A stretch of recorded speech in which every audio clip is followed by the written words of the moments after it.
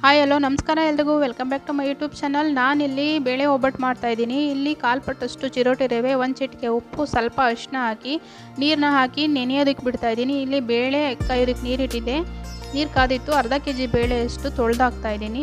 ನಾನಿಲ್ಲಿ ಚಿರೋಟಿ ರವೆ ಕೂಡ ನೆಂದಿತ್ತು. ಮುಕ್ಕಾಲು ಪಟ್ಟಷ್ಟು ಮೈದಾ ಹಾಕ್ಕೊಂಡು ಚೆನ್ನಾಗಿ ನಾದ್ಕೊಂಡು ಸ್ವಲ್ಪ ಎಣ್ಣೆ ಹಾಕಿ ಚೆನ್ನಾಗಿ ನಾದಿ ಮತ್ತು ಎಣ್ಣೆ ಹಾಕಿ ಅದನ್ನು ಮುಚ್ಚಿಡ್ತಾಯಿದ್ದೀನಿ ಸ್ವಲ್ಪ ನೆನೆಯಲಿ ಅನ್ನೋಕ್ಕೋಸ್ಕರ. ಇಲ್ಲಿ ಬೇಳೆ ಬೆಂದಿದೆಯೋ ಹೆಂಗೋ ಅಂತ ನೋಡಿಕೊಂಡು ನೀರನ್ನ ಬಸ್ಕೊಬೇಕು. ನಾನು ಇದರಲ್ಲಿ ನೀರನ್ನ ಜಾಸ್ತಿ ಹಾಕಿದ್ದೀನಿ, ಯಾಕಂದರೆ ಇದೇ ನೀರಲ್ಲೇ ನಾವು ಒಬ್ಬಟ್ಟು ಸಾರು ಮಾಡೋದ್ರಿಂದ.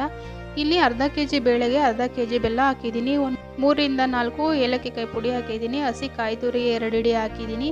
ಇಲ್ಲಿ ಒಂದು 10 ನಿಮಿಷ ಚೆನ್ನಾಗಿ ಕುದಿಸಾದ್ಮೇಲೆ ಒಂದು ಪ್ಲೇಟಿಗೆ ಈ ಥರ ತಣ್ಣಗಾಗೋದಕ್ಕೆ ಬಿಡಬೇಕು. ತಣ್ಣಗಾದ್ಮೇಲೆ ಗ್ರೈಂಡ್ರಿಗೆ ಹಾಕಿ ರುಬ್ಕೊತಾ ಇದ್ದೀನಿ. ಸಾಫ್ಟಾಗಿ ನೈಸಾಗಿ ರುಬ್ಕೊಬೇಕು. ಎಲ್ಲನೂ ಹೂರಣ ರುಬ್ಕೊಂಡಾದ್ಮೇಲೆ ಇಲ್ಲಿ ಉಂಡೆ ಮಾಡಿ ಇಟ್ಕೊತಾ ಇದ್ದೀನಿ.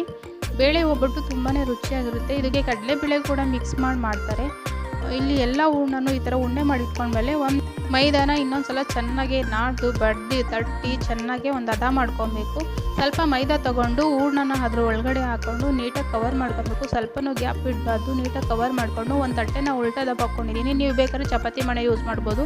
ಅದ್ರ ಮೇಲೆ ಒಂದು ಕವರ್ ಹಾಕ್ಕೊಂಡು ಆ ಕವರ್ಗೆ ಎಣ್ಣೆ ಸವರ್ಕೊಂಡು ಅದ್ರ ಮೇಲೆ ಹೂರಣನ ಇಟ್ಟು ಅದ್ರ ಮೇಲೆ ಸ್ವಲ್ಪ ಎಣ್ಣೆ ಹಾಕಿ ಅದ್ರ ಮೇಲೆ ಇನ್ನೊಂದು ಕವರ್ ಹಾಕಿ ಚೆನ್ನಾಗಿ ಈ ಥರ ಪ್ರೆಸ್ ಮಾಡ್ಕೊಂಡು ಆರಾಮಾಗಿ ಈಸಿಯಾಗಿ ಒಬ್ಬಟ್ಟನ್ನ ತಟ್ಕೊಬೋದು. ಮತ್ತು ಇಲ್ಲಿ ಎಲ್ಲ ಒಬ್ಬಟ್ಟನ್ನು ಇದೇ ಥರ ಸುಟ್ಟಿಟ್ಕೊತಾ ಇದ್ದೀನಿ. ಈ ವಿಡಿಯೋ ನಿಮ್ಗೆ ಇಷ್ಟ ಆದರೆ ದಯವಿಟ್ಟು ಒಂದು ಲೈಕ್ ಕೊಡಿ. ನೀವು ಇನ್ನೂ ನನ್ನ ಚಾನಲ್ನ ಸಬ್ಸ್ಕ್ರೈಬ್ ಮಾಡ್ಕೊಂಡಿಲ್ಲ ಅಂದರೆ ದಯವಿಟ್ಟು ಸಬ್ಸ್ಕ್ರೈಬ್ ಮಾಡ್ಕೊಂಡು ನೋಡಿ. ನಿಮ್ಮೆಲ್ಲರಿಗೂ ಯುಗಾದಿ ಹಬ್ಬದ ಶುಭಾಶಯಗಳು. Take care.